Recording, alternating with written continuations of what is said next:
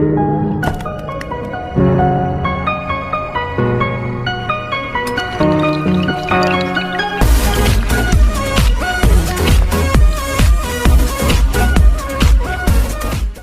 विशेष की सीरीज में आज हम कुछ इम्पोर्टेंट टॉपिक डिस्कस करेंगे। इन टॉपिक से related question UPSC, MPPSC, UPPCS, BPSC इत्यादि में पूछे जा सकते हैं, इसलिए इन्हें ध्यान से सुनें।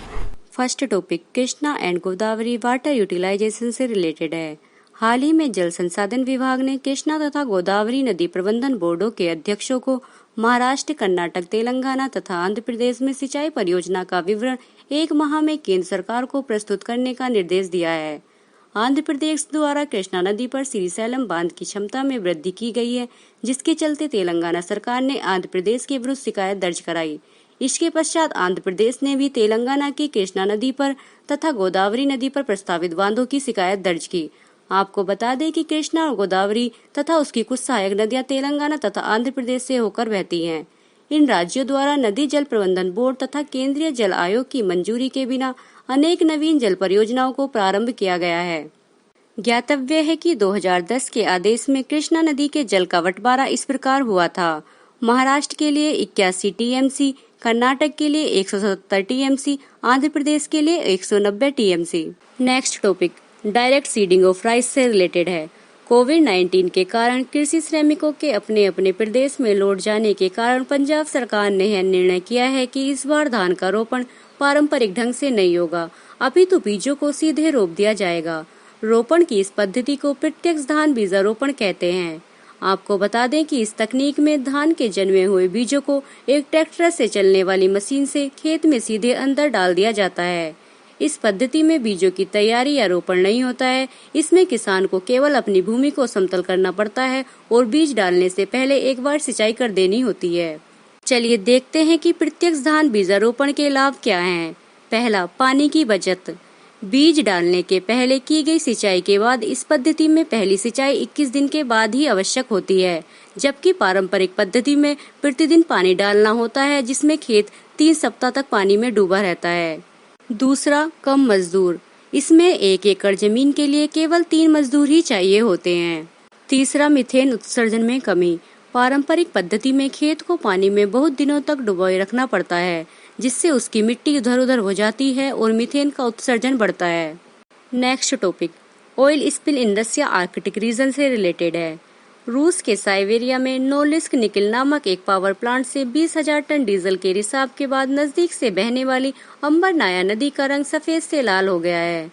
विदित हो कि इस रिसाव की भयावहता को देखते हुए राष्ट्रपति व्लादिमीर पुतिन ने स्टेट इमरजेंसी का ऐलान किया था।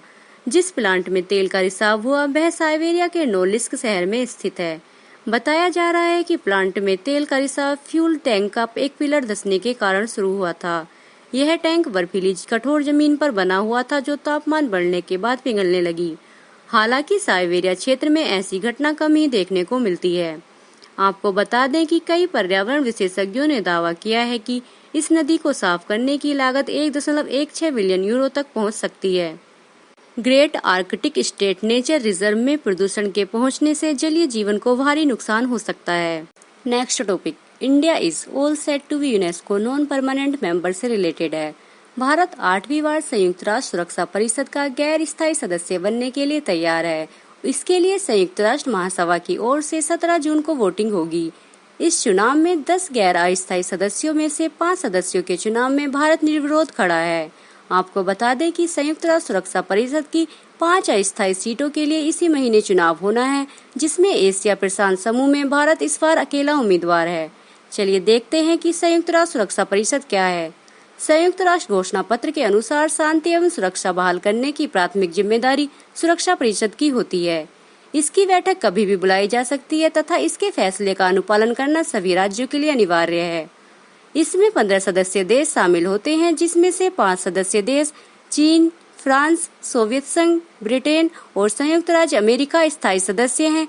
शेष 10 सदस्य देशों का चुनाव महासभा में स्थायी सदस्यों द्वारा किया जाता है। चयनित सदस्य देशों का कार्यकाल 2 वर्ष का होता है। Next topic shapes of economy recovery से रिलेटेड है। अधिकांश अर्थशास्त्रियों में इस बात को लेकर सहमति है कि चालू वित्तीय वर्ष में भारतीय अर्थव्यवस्था सिकुड़ जाएगी। यदि मतभेद है तो इस बात को लेकर कि यह सिकुड़कर कितनी होगी। कुछ लोग कहते हैं कि -4% तो अन्य कहते हैं -14%। कई अर्थशास्त्रियों का यह मत है कि इस वर्ष अर्थव्यवस्था न्यूनतम धरातल तक पहुंच जाएगी, परंतु अगले वित्तीय वर्ष यानी 2021-22 में यह फिर सुधरने लगेगी। चलिए देखते हैं कि भारत में आर्थिक पुनरुत्थान की आदर्श आकृति क्या होनी चाहिए। कोविड-19 संकट और अपर्याप्त वित्तीय उत्प्रेरण के कारण बहुत संभावना है कि भारत में आर्थिक पुनरुत्थान की आकृति लंबे यू आकार में होगी। आपको बता दें कि यू आकृति वाले आर्थिक पुनरुत्थान में अर्थव्यवस्था को संघर्ष करना पड़ता है और वृद्धि की दर कुछ समय तक निम्न स्तर पर रहती है और इसके पश्चात धीरे धीरे सामान्य स्तर तक पहुंचती है। आज के प्रीलिम विशेष की श्रृंखला यहीं समाप्त होती है। धन्यवाद।